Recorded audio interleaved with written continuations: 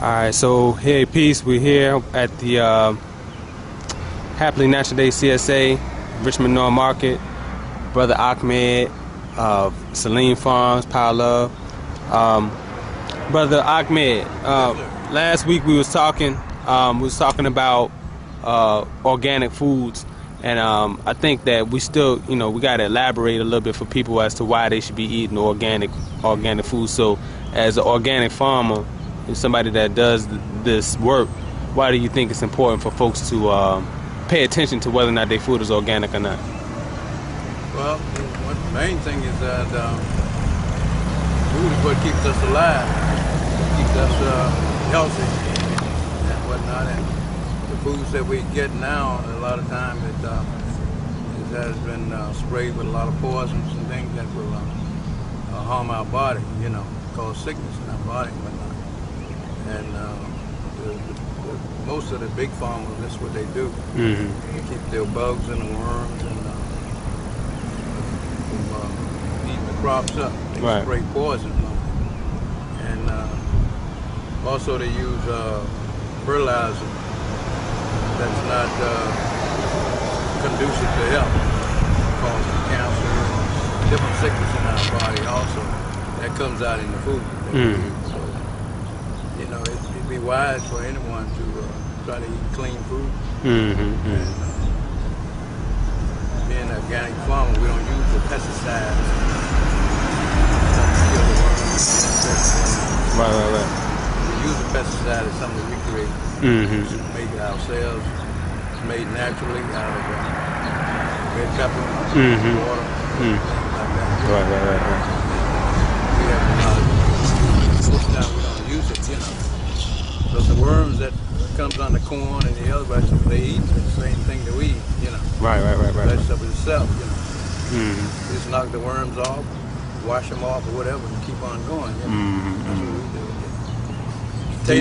Potatoes, the same thing. We use a lot of poisons on the potatoes. Stuff goes into the potato, So when we eat the potato, we eat the poison also, Mm-hmm. Definitely on our health. How- Organic food is what's best for us, that's all. It's just clean food, what's best for the body. Right.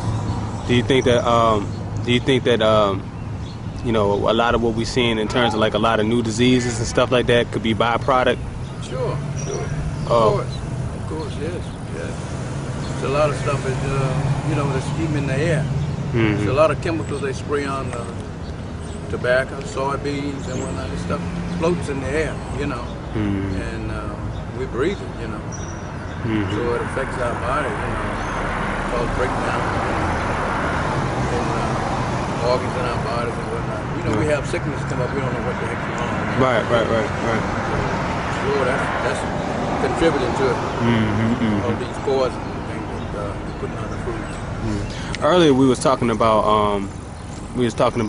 growing, actually farming and growing your own food and stuff like that, and you were talking about how what are some good tips in terms of like farming and growing your own food that people should take heed to. One of the things you were talking about was when you plant.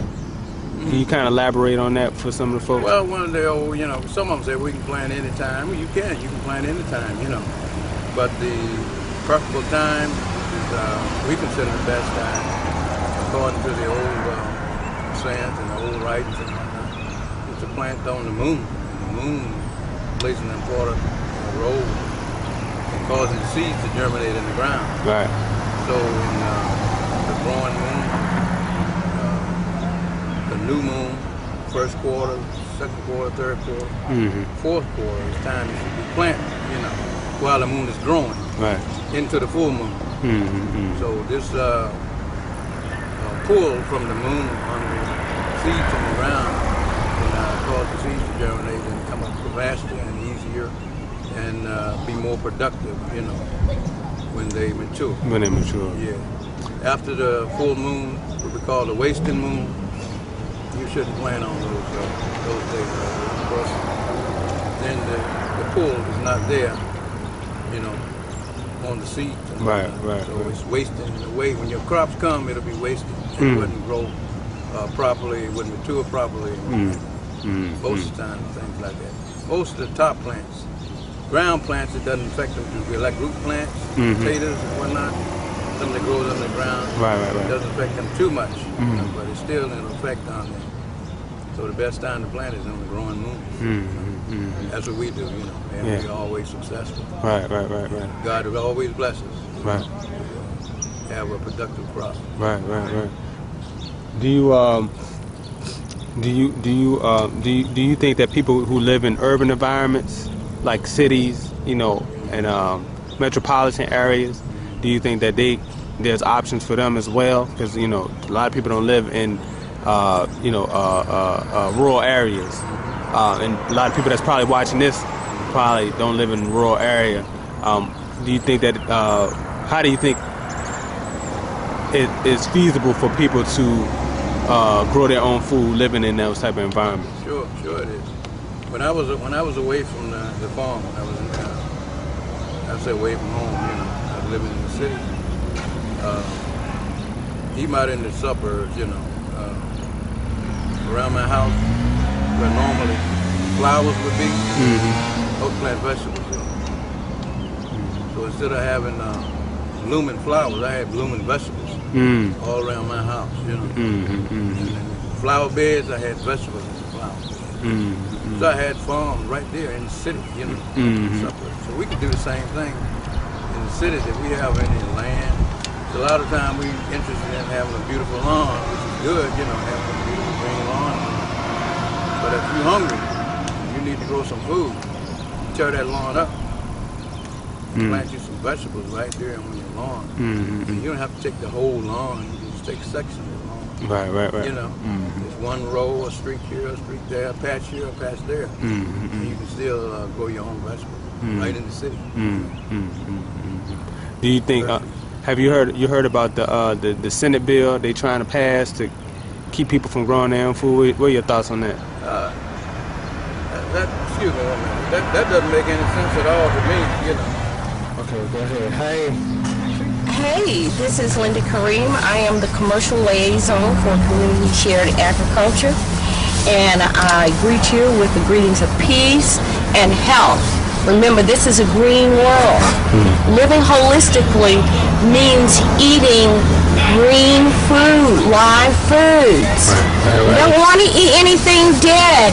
You want something that comes straight from the sun, from the earth, from the water, from the sky. You want it alive because you're a living being. You're the living God here on earth. You can't give a living God dead food. Amen.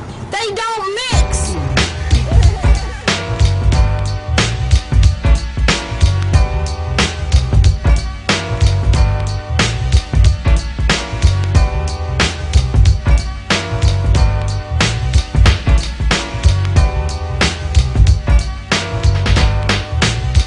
Like the dead end kids, we used to play in the streets, never worrying about grief. Football spelt relief. Ronnie Reed, he was a coach for us. See, he taught us to play almost every single day. Okay, now our evergreen was Larry and Mike and Law. My cousin Boo lived there too, just to name a few. Was shot, grown, he's bad to the bone. Boo's little sidekick and a badass mouthpiece sufficed in a Harmon Street with Zach, Leo, and Ed.